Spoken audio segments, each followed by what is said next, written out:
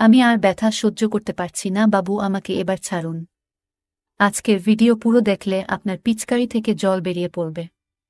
Hello বন্ধুরা, প্রতিদিনের মতো আজকে আরও একটি নতুন ভিডিও নিয়ে হাজির হলাম।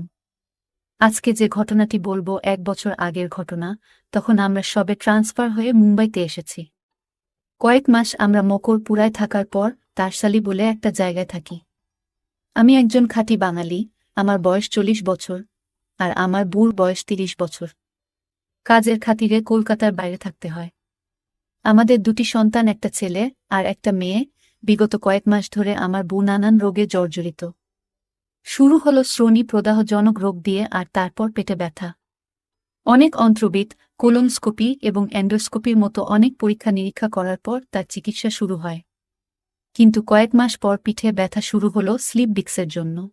ডাক্তার শক্ত বিছানার উপর সম্পূর্ণ বিশ্রাম নিতে পরামর্শ দেন তিনি। আমার বড় শালি সার্জারির প্রস্তাব দিল, কিন্তু আমার বউ বেঁকে বসল। তার শালিতে আসার পর আমরা একটা কাজের মহিলা রেখেছি, যার নাম সুধারানী। তিনি একজন বিধবা মহিলা, যদিও বয়স মাত্র 30 বছর ছিল। তারও একটি ছেলে সন্তান আছে, কিন্তু তার বাবা তাকে নিয়ে গেছে তার সাথে। তাই সে মুম্বাইতে তার বাবা বাড়িতে আসা এবং তাদের সঙ্গে থাকত। দেখতে ভালো এবং সবসময় হাসি খুশি থাকে। আমার বউয়ের শরীর খারাপ থাকার দরুন আমরা ওকে আমাদের বাড়িতে থেকে ঘরের সব কাজ, রান্নাবান্না এবং আমাদের সন্তানের দেখাশোনা করতে বলি, যাতে আমার বউ ডাক্তারের পরামর্শ মতো সম্পূর্ণ বিশ্রাম নিতে পারে। অবশেষে মুম্বাই হাসপাতালে বউয়ের মেরুদণ্ড সার্জারির সিদ্ধান্ত নিই। মুম্বাইয়ের উদ্দেশ্যে রওনা দেবার আগে আমার বউয়ের জরায়ুতে কিছু প্রবলেম দেখা দিল, যার জন্য লোকাল হাসপাতালে ভর্তি করতে হলো। কয়েকদিন পরে আমরা মুম্বাই গেলাম। সেখানকার ডাক্তার বলল আগে হিস্টেরেক্টমি করতে হবে, তারপর মেরুদণ্ডের সার্জারি হবে। এইভাবে তার জরাজু এবং ডিম্বাশয় বাদ দিতে হয়, কারণ ডিম্বাশয়ে সিস্ট ধরা পড়ে।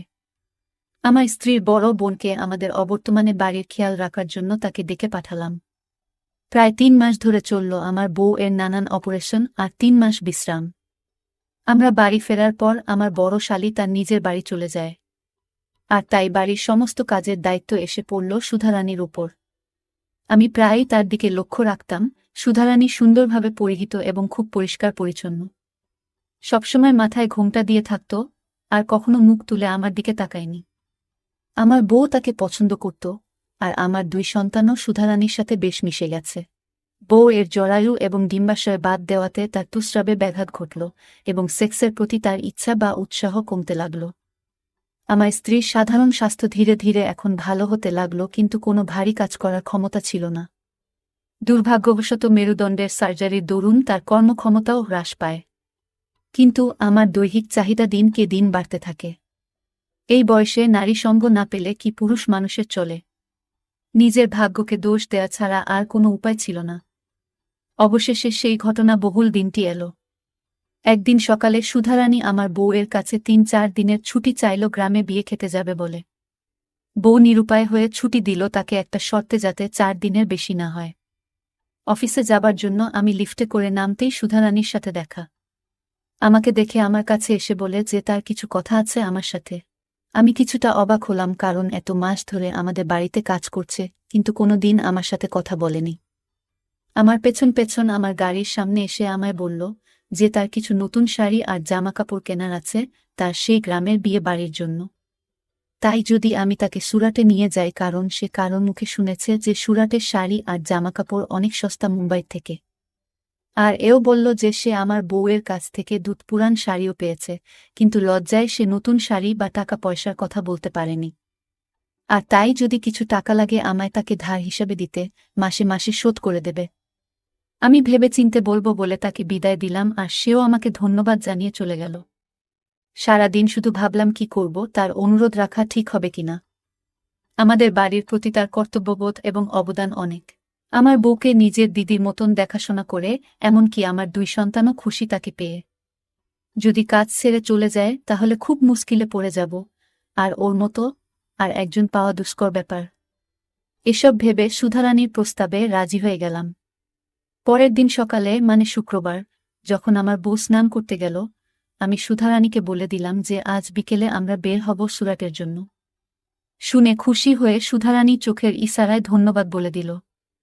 বউকে মিথ্যা বললাম যে আজকে বিকেলে সুরাটের অফিসে মিটিং আছে, বেশি রাত হয়ে গেলে আজ রাত্রে আর বাড়ি ফেরা হবে না, হয়তো যদি বৃষ্টি হয় একেবারে কাল সকালে ফিরবে। সুধারানীও একদিনের জন্য ছুটি নিয়েছে, তার ছেলেকে দেখতে যাবে বলে।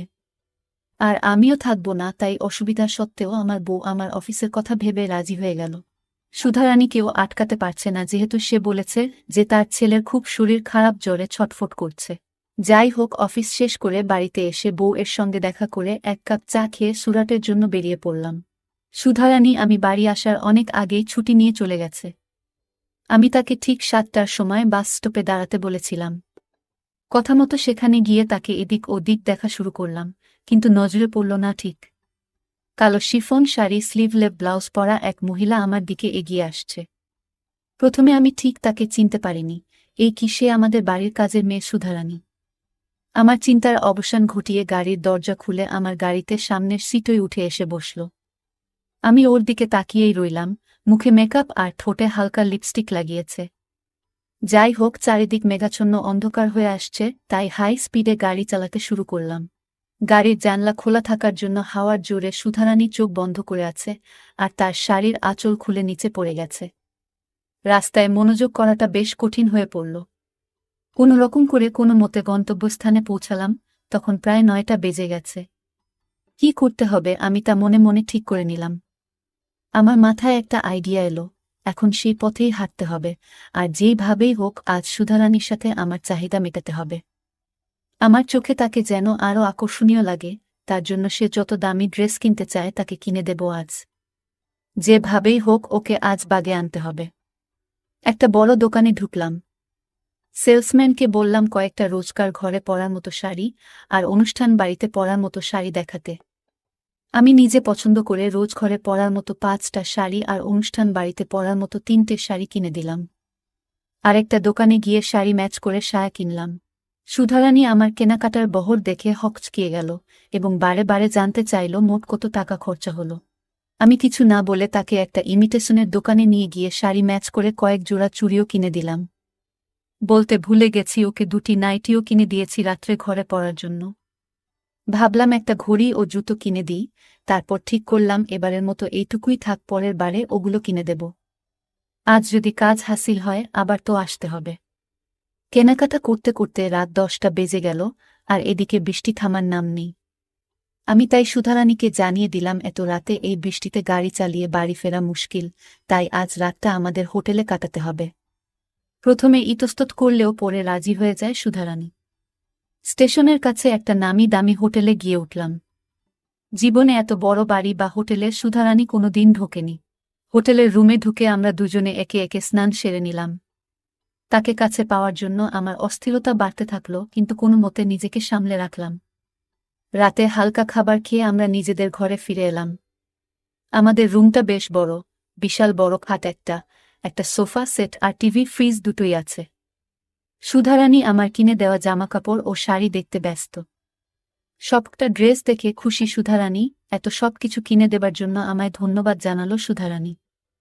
আমি জামাকাপড় ছেড়ে একটা হাফ প্যান্ট ও টি শার্ট পরে নিলাম, আর সুধারানীও আমার কিনে দেওয়া নতুন 2টো নাইটি থেকে একটা 2 পিস নাইটি পরে নিল। 2 পিস নাইটি পরা অবস্থায় সুধারানীকে খুব সুন্দর লাগছিল। সুধারানী সোফায় বসে টিভি দেখতে লাগল, আর আমি তার দিকে চেয়ে রইলাম। 15 থেকে 20 মিনিট টিভি দেখার পর টিভি বন্ধ করে সোফায় বালিশ নিয়ে লাইট অফ করে শুতে গেল। আমিও তাকে শুভরাত্রি জানিয়ে নিরাশ হয়ে শুয়ে পড়লাম, কিন্তু চোখে ঘুম নেই, খালি এপাশ ওপাশ করছি। কিছুক্ষণ পর বুকে সাহস নিয়ে গেলাম সুধারানীর কাছে এবং তাকে বললাম আমার মনের কথা। সুধারানী প্রথমে ইতস্তত করছিল, কিন্তু আমি জোর করায় ও রাজি হয়ে গেল। অবশেষে আমরা দুজন দুজনের চাহিদা মিটালাম। অফিসে কাজ করে, এতক্ষণ ড্রাইভিং করে, দোকানে দোকানে ঘুরে কেনাকাটা করে তারপর 1 বছরের চাহিদা পূরণ করলাম। পরের দিন সকালে বাড়ি ফিরে গেলাম। যাই হোক, আজকে ভিডিওটি এই পর্যন্ত। যদি আমাদের ভিডিওগুলি ভালো লাগে তাহলে লাইক, কমেন্ট এবং শেয়ার করুন, আর সবার আগে ভিডিও পেতে আমাদের চ্যানেলটাকে সাবস্ক্রাইব করুন। সবাইকে ধন্যবাদ।